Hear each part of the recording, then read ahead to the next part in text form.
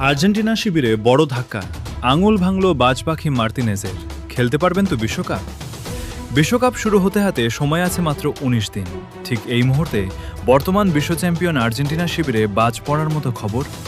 চোটের কবলে দলের প্রধান ভরসা বাজ পাখি এমিলিয়ানো মার্তিনেজ। গত বুধবার ইউরোপা লিগের ফাইনালের আগে অনুশীলনে ডান হাতের আঙুলে চোট পান এই তারকা গোলরক্ষক। ভাঙা আঙুল নিয়েই পুরো ৯০ মিনিট খেলে অ্যাস্টন ভিলাকে শিরোপা জিতিয়েছেন এই বাজ পাখি।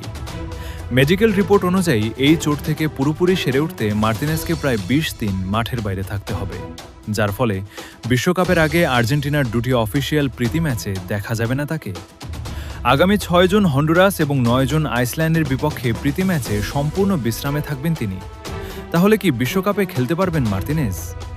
আর্জেন্টিনা ভক্তদের জন্য সুখবর হলো, চোট গুরুতর হলেও কোনো অস্ত্রোপচারের প্রয়োজন নেই। এমি মার্তিনেজ নিজেই জানিয়েছেন, ১৬ জুন আলজেরিয়ার বিপক্ষে আর্জেন্টিনার প্রথম ম্যাচের আগেই তিনি শতভাগ ফিট হয়ে ফিরতে আত্মবিশ্বাসী।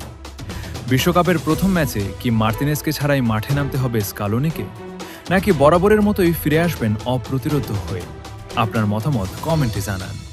ফুটবলের সকল খবরাখবর ও সর্বশেষ আপডেট সবার আগে পেতে চোখ রাখুন আমাদের চ্যানেলে। ধন্যবাদ।